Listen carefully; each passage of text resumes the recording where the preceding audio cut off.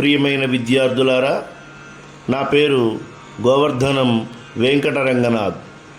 శతక సౌరభం మొదటి వీడియోలో 1 నుండి 5 పద్యాలు, భావాలు, కవి పరిచయాలు మొదలైనవి నేర్చుకున్నాం. ఈ వీడియోలో 6 నుండి 9 పద్యాలు, భావాలు, అవగాహన, ప్రతిస్పందన, వ్యక్తీకరణ, సృజనాత్మకత, భాషాంశాలు నేర్చుకుందాం. శతక సౌరభం పాఠం ద్వారా విద్యార్థులు నేర్చుకోబోయే ముఖ్యాంశాల ప్రదర్శన. 6 నుండి 9 శతక పద్యాలు, అవగాహన, ప్రతిస్పందన, వ్యక్తీకరణ, సృజనాత్మకత, భాషాంశాలు. శతక ప్రక్రియ. పిల్లలు, మీరు గత తరగతుల్లో అనగా 6, 7 తరగతులలో శతక పద్యాలు నేర్చుకున్నారు కదా. అసలు శతకం అంటే ఏంటో ఇప్పుడు చూద్దాం. శతకం అనగా 100 పద్యాల రచన. సాధారణంగా శతకాలలో 100 నుండి 108 పద్యాలు ఉంటాయి. శతకంలోని పద్యాలు ముక్తకాలు, అనగా ఏ పద్యానికి అదే స్వతంత్ర భావం కలిగి ఉంటుంది. శతకంలోని ప్రతి పద్యానికి చివర ఒక పదం మొదలుకొని 2 పాదాల వరకు మకుటం ఉంటుంది. ఉదాహరణకు వేమన శతకానికి విశ్వదాభిరామ నిర్వేమ అనేది మకుటం. సుమతి శతకానికి సుమతి అనేది మకుటం. దాశరథి శతకానికి దాశరథి కరుణాపయోనిధి అనేది మకుటం. కావున పిల్లలు, ఎంతో అందమైన ఈ శతక పద్యాలను నేర్చుకుందామా మరి?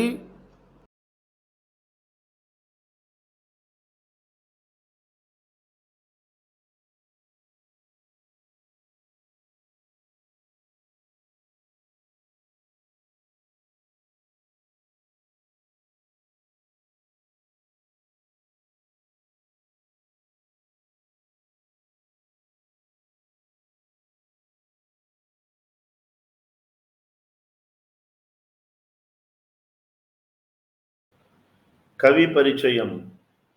మాచిరాజు శివరామరాజు ఆధునిక కవులలో సుప్రసిద్ధులు. వీరు 20వ శతాబ్దమునకు చెందినవారు. ఈ పాఠంలోని నిండు విస్తరాకు అనే పద్యం వీరు రచించిన మనుల మూట శతకం నుండి గ్రహించబడింది. నిండు విస్తరాకు నిశ్చలంబుగనుండు ఎమిలేని విస్తరిగిరిపడును వినయ్యగు వివేకి విర్రవీగుజడుండు మాచిరాజు మాట మనుల మూట.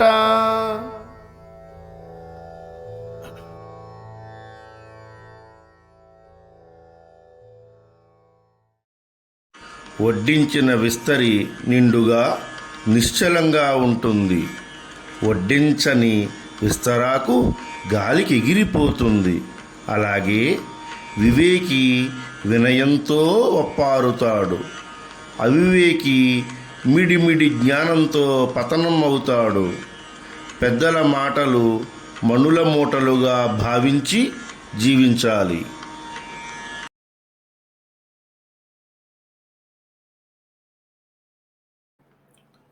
కవి పరిచయం. బమ్మెర పోతన 15వ శతాబ్దమునకు చెందిన కవి. వీరి తల్లిదండ్రులు లక్కమాంబ, కేశయ్య. పోతన సహజ పాండిత్య సంపన్నుడు.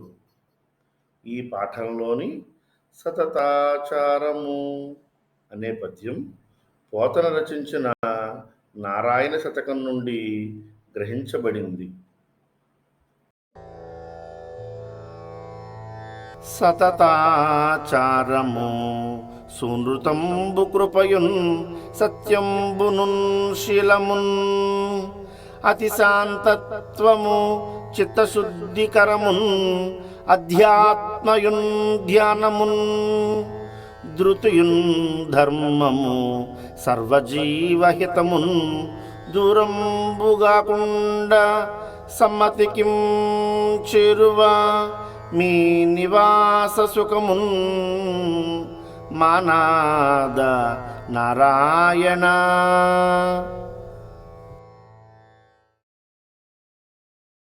భావం: లక్ష్మీపతివైన నారాయణ, ఎల్లప్పుడూ సదాచారాన్ని పాటించడం, సత్యాన్ని పలకడం, భూతదయ కలిగి ఉండడం, చక్కని నడవడిక, వినయం, శాంతం, చిత్తశుద్ధినిచ్చే ఆత్మజ్ఞానం, ధ్యానం, ధైర్యం, ధర్మాచరణం, సర్వజీవులకు మేలు చేయడం మొదలైన సద్గుణాలు వదలకుండా ఉండే ప్రజ్ఞావంతునికి నీ సన్నిధి లభిస్తుంది. కవయిత్రి పరిచయం. గుండ్లపల్లి నరసమ్మ 20వ శతాబ్దమునకు చెందిన కవయిత్రి. వీరు వల్లివేడు గ్రామ నివాసిని. చిత్తూరు జిల్లాలోని వల్లివేడు గ్రామంలో వెలసిన వరదరాజస్వామిని సంబోధిస్తూ వరదరాజ శతకం రాశారు.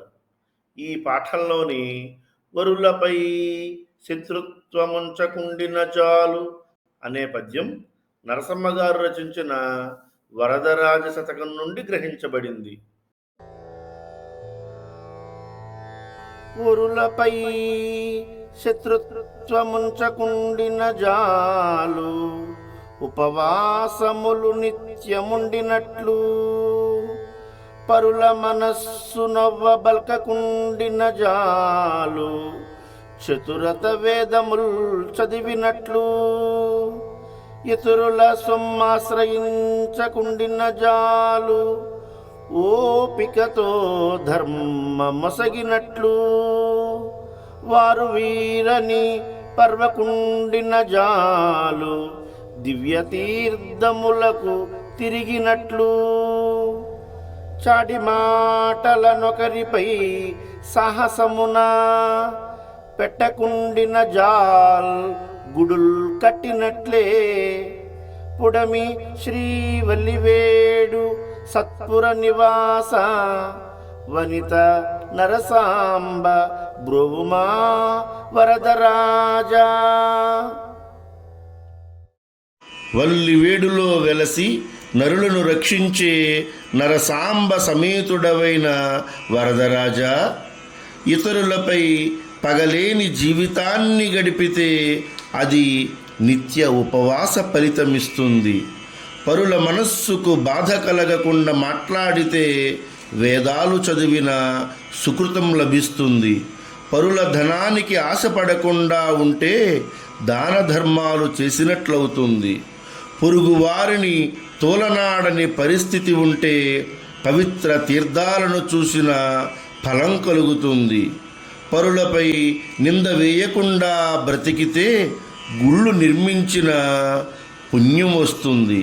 కావున మానవులు బ్రతికినంతకాలం ఈర్ష్య, అసూయలను విడిచి మనుగడ సాగించాలని భావం.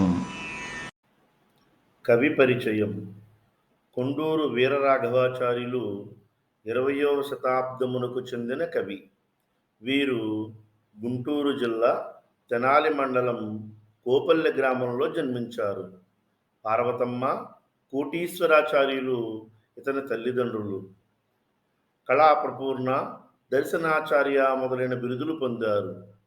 ఈ పాఠంలోని మధుర భాషితములు అనే పద్యం రాఘవాచార్యులు రచించిన మిత్ర సాహస్రి శతకం నుండి గ్రహించబడింది.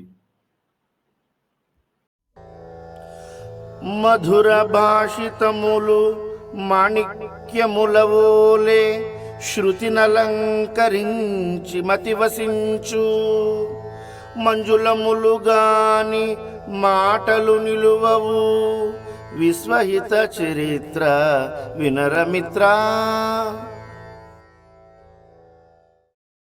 లోకక్షేమం కోరే మిత్రమా, మంచి మాటలు మధురమైనవి, అవి మాణిక్యాల వంటివి.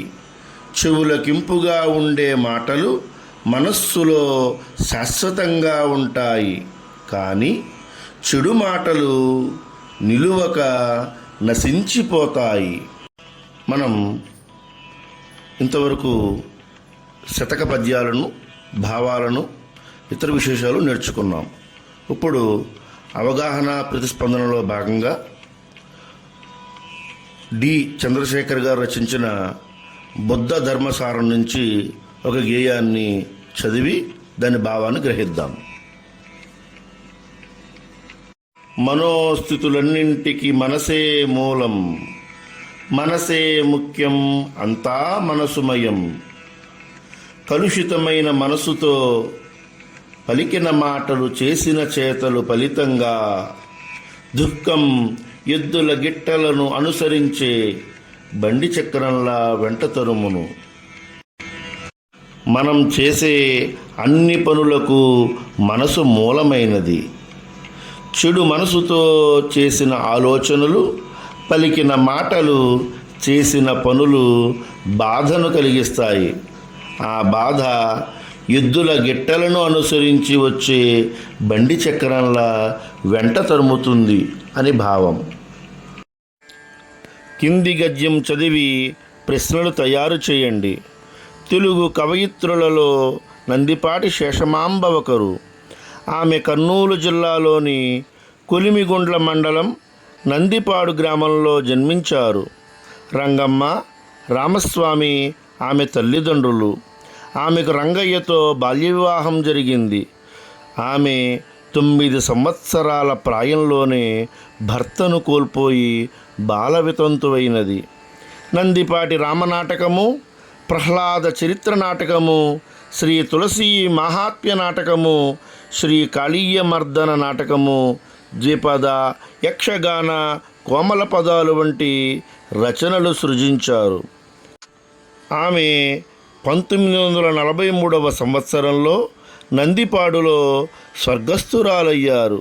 వీరి సాహితీ సేవలు ఆంధ్ర వాంగ్మయ సూచికలో పేర్కొనబడినాయి. 1. నందిపాటి శేషమాంబ గారు ఎక్కడ జన్మించారు? 2. శేషమాంబ గారి తల్లిదండ్రుల పేర్లు ఏమిటి? 3. నందిపాటి శేషమాంబ గారికి ఎవరితో వివాహం జరిగింది? 4. నందిపాటి శేషమాంబ గారి సేవలు ఇందులో పేర్కొనబడినవి. కింది వాక్యాలలోని ప్రకృతి వికృతులను గుర్తించండి. 1. రాజు తన కార్యాన్ని సమర్థంగా చేసి ఆ కార్యానికే వన్నీ తెచ్చాడు. ఈ వాక్యానికి జవాబు ఆలోచించండి పిల్లలు. సరి అయిన సమాధానం కార్యం, కర్జం. 2. పిల్లలు కథను చదివి ఆ కథలోని సారాంశాన్ని గ్రహించారు. ఈ వాక్యానికి సరైన సమాధానాన్ని ఆలోచించండి పిల్లలు. సరైన సమాధానం చెప్పారు. జవాబు కథ, కథ.